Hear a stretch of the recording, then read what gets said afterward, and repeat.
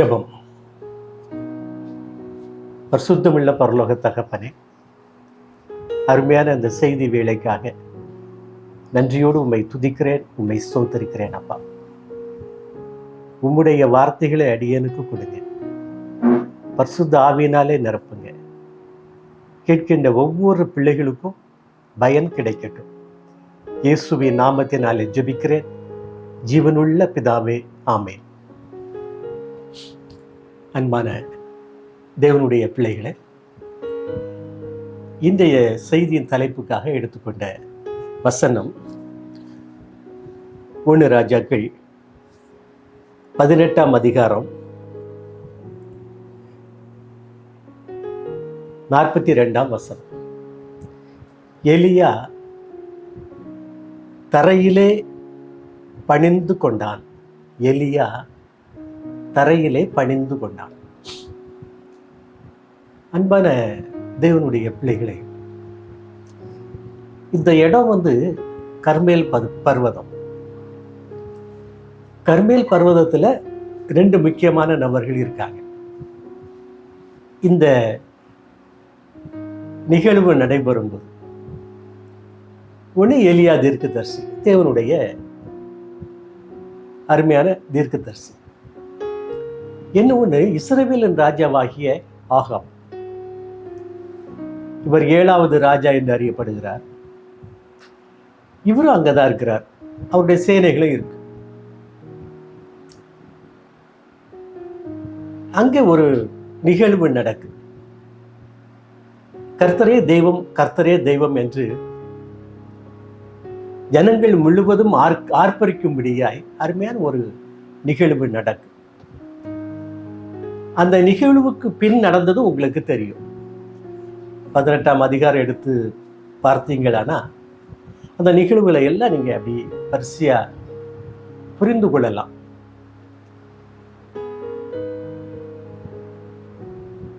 எலியா தீர்க்கதரிசி ஒருவனாய் அந்த நாளிலே ஜனங்கள் எல்லாரும் கர்த்தரே தெய்வம் என்று சொல்லும்படியாய்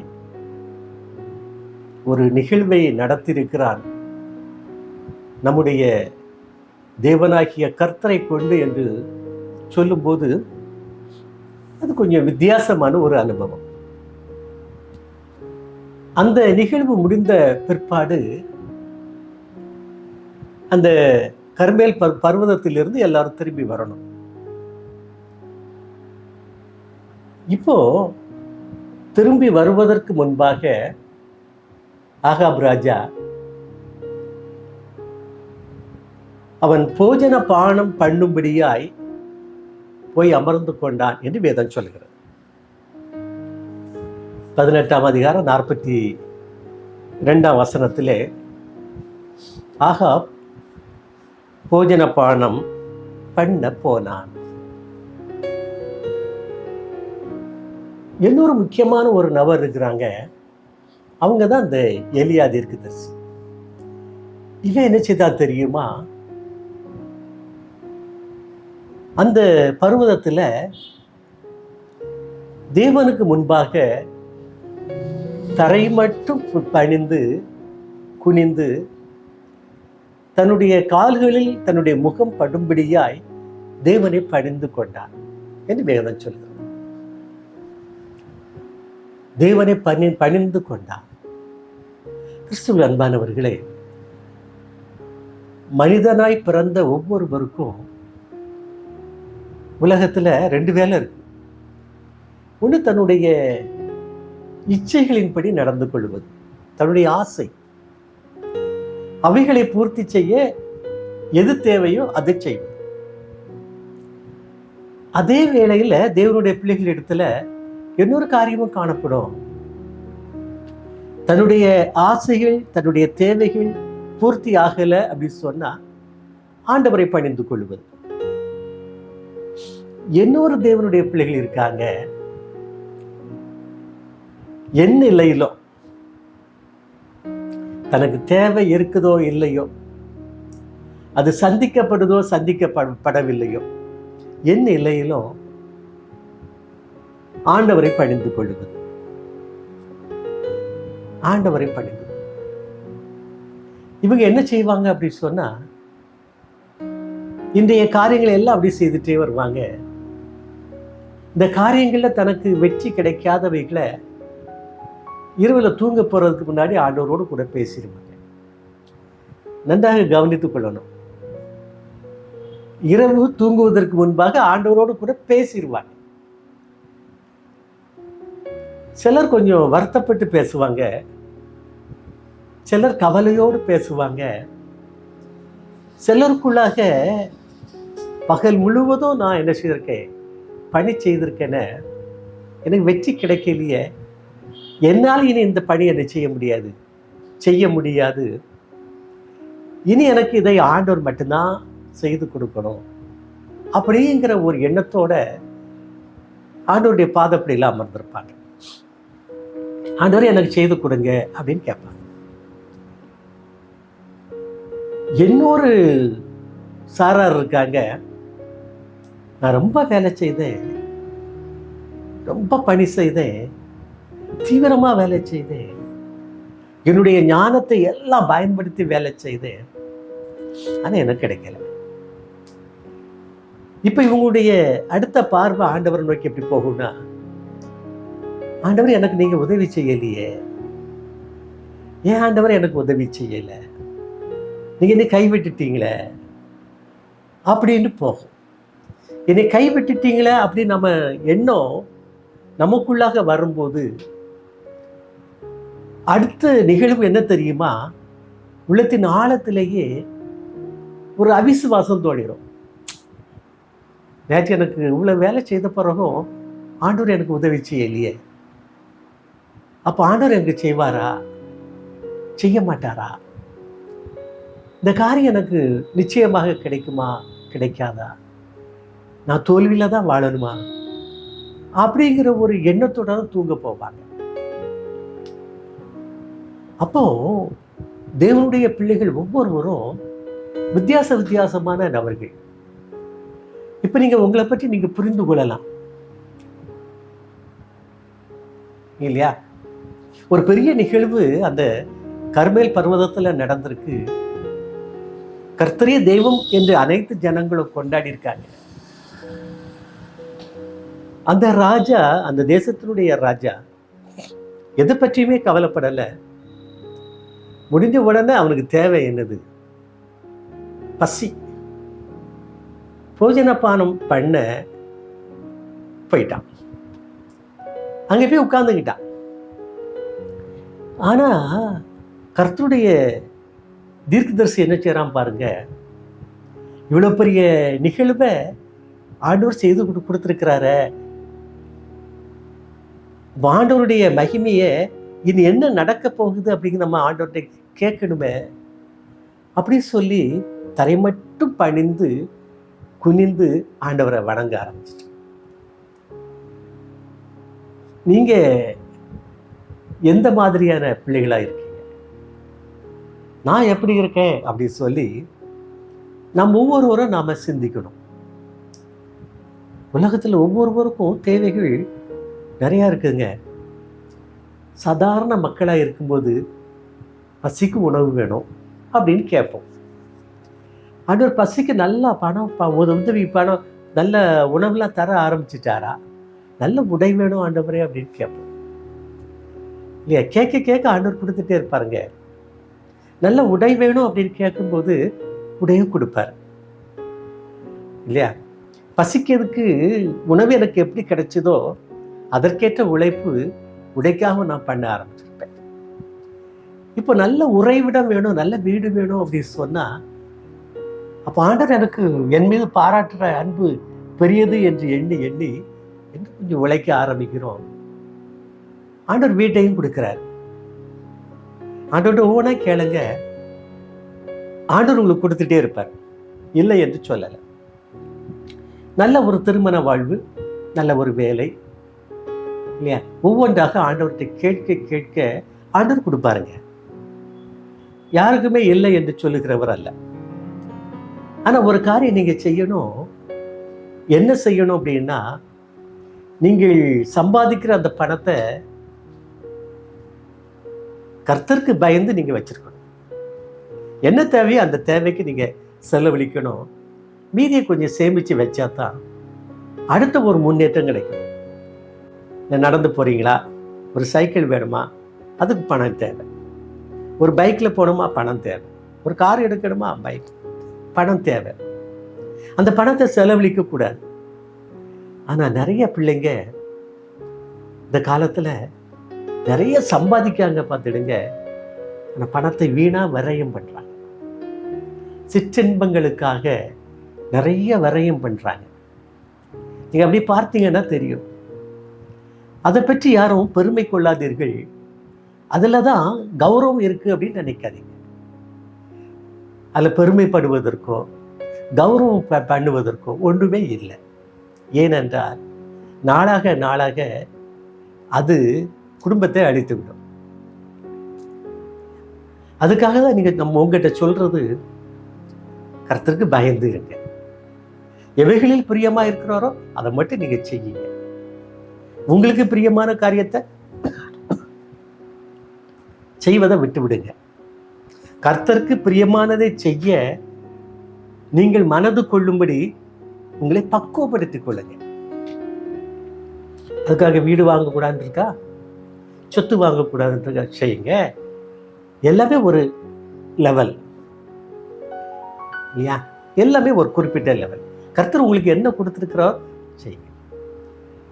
அதே நேரத்தில் உங்களுக்கு எவைகளை செய்ய நீங்க ஆயத்தமாக இருக்கிறீர்களோ அதே நேரத்தில் கர்த்தரிடத்திலும் அன்பு கூறுங்க, பிறனிடத்திலும் அன்பு கூறுங்க. அள்ளி கொடுக்கணும் அப்படின்னு சொல்லி இல்லை, தேவைப்பட்டோருக்கு கொடுங்க.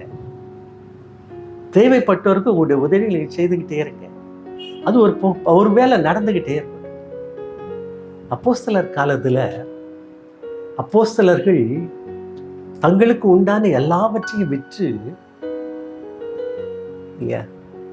தேவனை ஏற்றுக்கொண்ட பிள்ளைகள் எல்லாம் வச்சு அப்போஸ்தலர் கையில கொண்டு கொடுத்துட்டாங்க. அப்போஸ்தலர் அதை தன்னுடைய கையில வைக்கல. நல்ல சீடர்கள், நல்ல தேவனுடைய பிள்ளைகள் பொறுப்பில் அதை வச்சு கண்காணிக்க சொன்னார்கள். ஏழைகள் இருப்பாங்க, விதவைகள் இருப்பாங்க, எல்லாரையும் நீங்க பொறுப்பெடுத்துக் கொள்ளுங்க அப்படின்னு சொல்லி சொன்னாங்க. அதுல 2 பேரு என்ன பண்ணாங்க தெரியுமா? விற்று சீடர்களிடத்துல கொடுக்கும் போது ஒரு பகுதி தங்களுக்கு என்று வைத்துக் கொண்டார்கள். ஒரு பகுதியை தங்களுக்கு என்று வைத்துக் கொண்டார்கள். அந்த ஆண்டவருடைய பார்வைக்கு தவறாக தோன்றியது. அதனால ரொம்ப கவனமா இருங்க. உங்களுக்கு என்று நீங்கள் எடுத்துக்கொள்வது நல்லதுதான். ஆனா அது ஆண்டவருக்கு பிரியமா? தேவனுடைய சத்தியத்தின்படி நீங்க அதை செய்றீங்களா? அதை யோசிச்சுக்கிடுங்க. பிறர் பொருள் நமக்கு வேண்டாம் அப்படிங்கிற ஒரு எண்ணம், ஒரு ஆழ்ந்த ஒரு எண்ணம் உங்களுக்குள்ளாக இருக்குமானா அதுவே போதும். அப்படி ஒரு எண்ணம் வரும்போது உங்களுடைய உள் மனது அதை ஏற்றுக்கொள்ளாது. உள் மனதுல சரியா எதை செய்யணும், எதை செய்யக்கூடாது, அவ்வளவுதாங்க. அதை பதித்து வைத்துக் கொள்ளுங்கள். உங்களுக்கு ஒரு ஆசை வரும்போது கூட அப்படி உதறி தள்ளிடும். உங்களுக்குள்ளாக ஒரு ஆசை வரும்போது இல்லையா, தேவன் பிரியப்படாத ஒரு காரியத்தை நீங்கள் செய்தீர்களானா அது இயல்பாக செய்ததில்லை, உங்களுடைய ஆர்வ கோளாறுனாலே நீங்கள் செய்கிறது. உள்மனதில் நீங்க அப்படி ஒரு எண்ணத்தை வைக்கல. உங்களுடைய உள்மனதில் கரெக்டா ஒரு காரியத்தை நீங்க சிந்தித்துக் கொள்ளுங்க. இதை செய்யணும், இதை செய்யக்கூடாது, இதை தான் செய்யணும். இப்ப பாருங்க, தானியேல் முதலாய் நிறைய பிரபுக்களுடைய பிள்ளைகளை கைது பண்ணி எங்க கொண்டு போயிட்டாங்க? பார்வோன் தேசத்துக்கு கொண்டு போயிட்டாங்க. தானியேல் முதலாய் இப்ப அங்க போன பிற்பாடு ஆண்டவருடைய அந்த தேசத்தினுடைய நல்ல உத்தியோகஸ்தர்களை தேடுவதற்கு இஸ்ரவேலிலிருந்து சிறைப்பிடித்த யங்ஸ்டர்ஸ் தேடுறாங்க, வாலிபர்களை தேடுறாங்க. அப்போ அதில் தானியலும் வரான், சாத்ராக் மேஷாக் ஆபேத் நேகோவும் வராங்க. அப்போ வரும்போது அவங்களுக்கு நல்ல சாப்பாடெல்லாம் கொடுக்குறாங்க. அப்போ தானியல் தனக்குள்ளாக ஒரு எண்ணத்தை உருவாக்கி கொண்டா, இந்த இடத்துல இவர்கள் கொடுக்கிற ஆகாரத்தை நான் சாப்பிட மாட்டேன். அது எப்படிப்பட்ட ஆகாரத்தை சாப்பிட மாட்டேன் இல்லையா? மிக உயர்ந்த அந்த பதார்த்தங்களை நான் சாப்பிட மாட்டேன் அப்படி சொல்லிட்டு ஆண்டவரோட பேசிட்டு அந்த அதிகாரத்தை சொல்றான், எனக்கு இதெல்லாம் வேண்டாம், பருப்பு முதலான சாதாரண சாப்பாடு கொடுங்க, அதுவும் குறைவாக காணப்படும். ராஜா வீட்டு போஜனம் அல்லவா, சாதாரண எளிமையான சாப்பாடு எனக்கு போதும் அப்படி சொல்லிட்டான். மனதை பக்குவப்படுத்தி கொண்டான், ஒரு விசுவாசத்தை ஏற்படுத்தி கொண்டான். இப்படிதான் நான் இருப்பேன், இதற்கு மிஞ்சி நான் எதையுமே செய்ய மாட்டேன், பசிக்காக நான் எதையுமே என்ன செய்ய மாட்டேன், ஆவலா ஏற்றுக்கொள்ள மாட்டேன், என்னுடைய பசிக்கு சாப்பாடு வேணும், அவ்வளவுதான் அப்படி சொல்லி ஒரு எண்ணம் இருந்ததுனால அவர்கள் கொடுத்த அந்த ஆகாரத்தை அவன் சாப்பிட விரும்பலை. அவன் குறைந்து போனானா, மேன்மையாக வந்தானா, அப்படி ஒவ்வொன்றாக அலசி பார்த்தோமானா, கடைசியில அந்த நாட்டினுடைய ராஜாவுக்கு அடுத்த ஸ்தானத்துல யார் தான் இருந்தா? தானியேல் தான் இருந்தான். உங்களுடைய வாழ்க்கையில நல்ல ஒரு உயர்வு வேணுமா? நல்ல ஒரு உயர்வு வேணும். ஒவ்வொரு காரியத்தில் நீங்க விரும்புறத எல்லாம் நீங்க கேட்கணும் அப்படிங்கிற அவசியம் இல்லை. எது உங்களுக்கு அத்தியாவசிய தேவையோ அதை கேட்டு வாங்கிடுங்க. மீதி பணம் இருக்குமானா சேமிங்க. அந்த சேமிப்புல இருந்து பிறருக்கு உதவி செய்யுங்க. ஆண்டவருக்கு நீங்க என்னென்ன கொடுக்கணுமோ கொடுங்க. ஆண்டவர் உங்களோடு கூட இருப்பார். அதுதான் இங்க நடந்துச்சுங்க. என்ன நடந்துச்சு? ராஜா ஒரு பெரிய நிகழ்வு நடந்திருக்கு. அந்த நிகழ்வை எல்லாம் மறந்துட்டு அவன் போஜனம் பண்ண போய் உட்கார்ந்துக்கிட்டான். சாதாரண ஒரு தீர்க்கதரிசி, அவனுக்கு தங்க இடம் கிடையாது. காட்டுக்குள்ள ஆற்று வருமா, ஆற்று தண்ணியை குடிச்சிட்டு பறவைகள் கொண்டு வருகிற, காகம் கொண்டு வருகிற அப்பத்தையும் இறைச்சியை சாப்பிட்டுட்டு காட்டில் வசித்த ஒரு மனிதன். ஆனால் அவன் யாரு? கர்த்தருடைய ஒரு தீர்க்கதரிசி. அவனை பாருங்க, ராஜா சாப்பிட போயிட்டான், சாப்பிட போகலை. என்ன செய்தான் தெரியுமா? ஆண்டவரை பணிந்து கொள்வதற்கு இடம் கொடுத்தான். ஏன் பணிந்து கொள்வதற்கு இடம் கொடுத்தான்? இனி நான் என்ன ஆண்டவரை செய்யணும், என்ன செய்யணும் அப்படின்னு சொல்லி பணிந்து கொள்வதற்கு நேரத்தை ஒதுக்குனான்.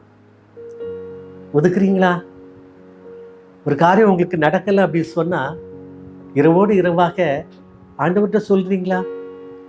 அடுத்த நாள் காலையில் எழுந்திரிச்சு பிஸியாக இருக்கும், ரொம்ப வேகமாக தான் திங்க் பண்ண முடியும். ஆண்டவர் இன்னைக்கு எனக்கு இந்தந்த வேலையெல்லாம் இருக்கு, எனக்கு செய்ய பலன் கொடுங்க,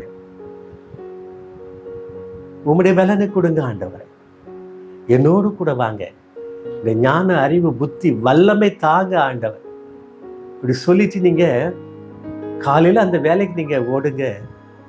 எப்படி இருக்குன்னு பாருங்க. ஆனா இந்த ஒவ்வொரு காரியத்திலையும் மேலோட்டமா சொல்லாதீங்க தேவனுடைய பிள்ளைகளே.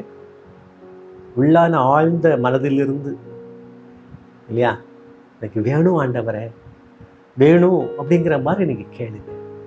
நிச்சயமாக தேவன் உங்களுக்கு கொடுப்பார். இங்கே ஆகாப் ராஜாவுக்கு எந்த கவலையும் கிடையாது, சாப்பிட உட்கார்ந்துட்டான். ஆனா இந்த எலியா என்ன செய்தான் பார்த்தீங்களா? தரை மட்டும் குனிந்து ஆண்டவரை பணிந்து தன்னுடைய வேலைக்காரனை கூப்பிட்டு கேட்குறான், எப்பா அப்படி சமுத்திர ஓரத்தில் போய் பாருப்பா, ஏதாவது அங்கே இருக்கா அப்படி பாரு, கடற்கரைக்கு மேலே அந்த வானத்தில் ஏதாவது வெளிச்சம் இருக்கான்னு பாருப்பா அப்படின்னு சொல்கிறான். சொல்லும்போது என்ன சொல்கிறான் தெரியுமா? ஒரு முறை பார்த்துட்டு வந்துடாத, 7 முறை பாரு. அவன் 6 முறை பார்த்தா ஒரு மாற்றமும் காணப்படலை. 7வது முறை பார்க்குறான், உள்ளங்கை அளவில் கருத்த ஒரு மேகம். உள்ளங்கை அளவு, இந்த அளவு அழகாக பைபிளில் போட்டிருக்கு. உள்ளங்கை அளவில் ஒரு மேகம் எழும்பி வருது. அதை நேரம் ஓடி வந்து எலியா தீர்க்கதரிசிகிட்ட சொல்கிறான், ஐயா உள்ளங்கை அளவில் ஒரு மேகம் எழும்பி வருது யா அப்படின்னு சொல்ற. இதுதாங்க தேவனுடைய பிள்ளைகளுக்கு, தேவனோட பேசுகின்ற பிள்ளைகளுக்கு, தேவனிடத்துல கேட்கிற பிள்ளைகளுக்கு ஆண்டவர் கொடுக்கிற ஒரு அடையாளம். எவைகளை குறித்து நீங்க கவலைப்பட்டு இருக்கீங்களோ அவைகளை கருத்தாய் நீங்க ஆண்டவர்கிட்ட கேட்டீங்க அப்படின்னு சொன்னா நிச்சயமாக உடனே ஆண்டவர் கொடுப்பார். உடனே தன்னுடைய வேலைக்காரங்கிட்ட எலியா தீர்க்கதரிசி சொல்றான், எப்பா ஓடிப்போ, ராஜாட்ட போய் சீக்கிரம் நீங்கள் உங்களுடைய வண்டியை நீங்கள் பூட்டுங்க, நாட்டுக்கு வேகமாக போக சொல்லுங்க, வேகமாக புறப்பட்டு போங்க அப்படின்னு சொல்லு அப்படின்னு சொல்லி சொல்கிறான். வேகமாக புறப்பட்டு போங்க அப்படின்னு சொல்கிறான். அப்போது ராஜா இந்த வார்த்தையை தீர்க்கதரிசி தான் சொன்னான் அப்படின்னு சொன்னோடனே வேகமாக தன்னுடைய ரதத்தை பூட்டி பறந்து போகிறான். ராஜாவுடைய ரதம் எவ்வளோ வேகமாக போகும், வேகமாக ஓடுது. இப்போ இந்த எலியா தீர்க்கதரிசி என்ன செய்தான் தெரியுமா? இவனுதான் ஒன்றும் கிடையாது, ஒன்றுமே கிடையாது. ராஜ அந்த ரதத்துக்கு பின்னால ரதத்தை காட்டிலும் வேகமாக இந்த எலியா தீர்க்கதரிசி ஓடினான் என்று வேதம் சொல்லுது. அவன் ரதத்துல போறாங்க, குதிரைகள் பூட்டிய ரதத்துல போறான். இவன் கால்நடையா ஓடி போகிறான். ஆனா ராஜாவுடைய ரதத்தை முந்தி போனான் அப்படி சொல்லி வேகமா போனான்னு சொல்லி வேதம் சொல்லுது. அது எப்படிங்க? ராஜாவுடைய ரதத்தை காட்டிலும் இந்த எலியா தீர்க்கதரிசி வேகமா போனா அது எப்படி அவனால முடிந்தது? அவனுக்குள்ளாக பரிசுத்த ஆவியானவர் செயல்பட்டு கொண்டே இருந்தார். பரிசுத்த ஆவியானவர் அவனுக்குள்ளாக செயல்பட்டு கொண்டே இருந்தார். நீங்கள் தேவனிடத்துல எவைகளை கேட்கிறீர்களோ அவைகளை தேவன் உங்களுக்கு கொடுக்க ஆயத்தமா இருக்கிறார். ஆனா உண்மையா கேளுங்க, கருத்தாய் கேளுங்க, கண்டிப்பாக ஆண்டவர் கொடுப்பார். ஆண்டவருடைய பரிசுத்த ஆவிக்காக நீங்க ஜெபிங்களேன். தேவ ஆவி யாரிடத்துல இருக்கிறதோ அவர்களிடத்துல தேவனுடைய வல்லமை விளங்கும். நீ வல்லமையை கேளுங்க, நிச்சயமாக உங்களுக்கு கொடுப்பாரு. எதற்காக அந்த வல்லமை? தேவனுக்கு சாட்சியாக நீங்கள் வாழ்வதற்கு ஏற்ற வல்லமையை கேளுங்க. தேவனுக்கு பிரியமாய் வாழ்வதற்கேற்ற வல்லமையை கேளுங்க. தேவனுடைய பிள்ளைகளாய் வாழ்வதற்கேற்ற வல்லமையை கொடுங்க, கேளுங்க. தேவனுக்கு சாட்சியாய் வாழ்வதற்கேற்ற வல்லமை வாழ்வை கேளுங்க. நிச்சயமாக ஆண்டவர் உங்களுக்கு கொடுப்பார். இங்கே அந்த ராஜா கிட்ட இல்லாத ஒரு மிகப்பெரிய அந்த வேகம் யாருக்கிட்ட இருந்துச்சு அப்படின்னு சொன்னா எலியா கிட்ட இருந்துச்சு. அவன் வேகமாக ஓடினான், வேகமாக ஓடினான். இந்த நிகழ்வுக்கு காரணம் என்ன நீங்க புரிஞ்சுக்கிட்டீங்களா? அந்த கர்மேல் பர்வதத்துல ராஜா உலக இச்சைக்காக தன்னுடைய நேரத்தை கொடுத்தான். ஆனா அந்த எலியா அவைகளெல்லாம் மறந்துட்டாங்க. தேவ ஆவியானுடைய பிரசன்னத்திற்காக தரை மட்டும் குனிந்து ஆண்டவரை பணிந்து கொண்டார். ஜெபம் அப்படி சொன்னா என்ன அப்படிங்கிறது இதுல தான் இருக்கு. உலகத்தை மறந்துடுங்க, உலக தீமைகளை மறந்துருங்க, ஆண்டவரோடு இணைந்திருங்க. முதலாவது தேவனுடைய ராஜ்யத்தையும் அவருடைய நீதியை தேடுங்கள், அப்பொழுது இவைகளை எல்லாம் உங்களுக்கு கூடுதலாக கொடுக்கப்படும். இவைகளை எல்லாம் உங்களுக்கு என்ன தேவைங்கிறதோ அதெல்லாம் ஆண்டவர் கொடுப்பார். ஆண்டவர் கொடுப்பார். ஆண்டவரே, நான் உமக்கு சாட்சியாய் வாழணும், ஆண்டவர் நித்திய ஜீவனை பெற்றுக்கொள்ளும்படியாய் நான் வாழணும், எனக்கு உதவி செய்யுங்கப்பா. என்னுடைய இருதயம் திருக்குள்ளதும் கேடுள்ளதுமாய் இருக்கிறதா, என்னை சுத்தப்படுத்துங்க. கரைகள் நீங்க சுத்தப்படுத்துங்க. அருமையான லென்த் டேஸ் நல்லா ஜெபிங்க, நல்லா மன்றாடி ஜெபிங்க. பாவம் செய்யாத மனுஷன் உலகத்தில் ஒருவனாகில இல்லை. எல்லாரும் பாவம் செய்து தான் அப்படி திணறி முழிக்கிறோம். ஆண்டவர்கிட்ட மட்டும் கேளுங்க, ஆண்டவரே மன்னிங்க, ஆண்டவரே என்னை மன்னிங்கப்பா, என்னுடைய பாவங்கள் நீங்க என்னை சுத்திகரிங்க தகப்பனே, என்னுடைய ரத்தத்தினாலே என்னை சுத்திகரிங்க. உமக்கென்று வாழ, உம்முடைய பிள்ளையாய் வாழ எனக்கு நீங்கள் உதவி பண்ணுங்கப்பா. பரிசுத்த ஆவியினாலே என்னை நிரப்புங்க. ஆவியினால் நிரப்பப்பட்ட ஒரு வாழ்வு எனக்கு கொடுங்க. எனக்கு மாத்திரம் அல்ல, என்னுடைய மனைவி, என்னுடைய கணவன், என்னுடைய பிள்ளைகளுக்கு கொடுங்க தகப்பன். குடும்பமாய் ஆசீர்வதிங்க, சபையாய் ஆசீர்வதிங்க அப்படின்னு நீங்கள் கேளுங்க தேவனுடைய பிள்ளைகளே. இப்போ உங்களுக்கு என்னது தேவை என்பதை ஆண்டவர் புரிந்து கொள்ளுவார். பரிசுத்த ஆவியினாலே உங்களுக்கு வெளிப்படுத்துவார். உங்களுடைய வாழ்வு நிச்சயமாக மிக சந்தோஷமான, சமாதானம் நிறைந்த ஒரு வாழ்வாக இருக்கும். இந்த லென்த் டேஸில் பழகிக்கிடுங்க. ஆண்டவரை நோக்கி ஒவ்வொரு காரியத்திற்காகவும் ஜெபிங்க தேவனுடைய பிள்ளைகளை, பரிசுத்தமுள்ள பிள்ளைகளாக. உலக கவலைகள்லாம் மறந்துடுங்க, சிற்றின்பங்கள்லாம் மறந்துடுங்க.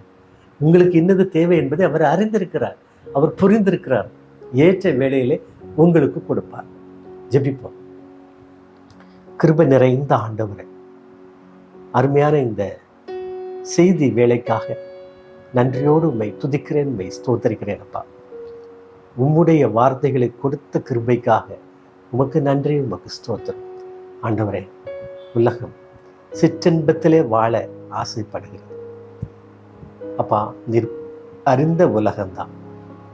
எங்களுடைய வாழ்வில் உமக்கு பிரியமாய் வாழ எங்களுக்கு கற்றுக் கொடுங்க.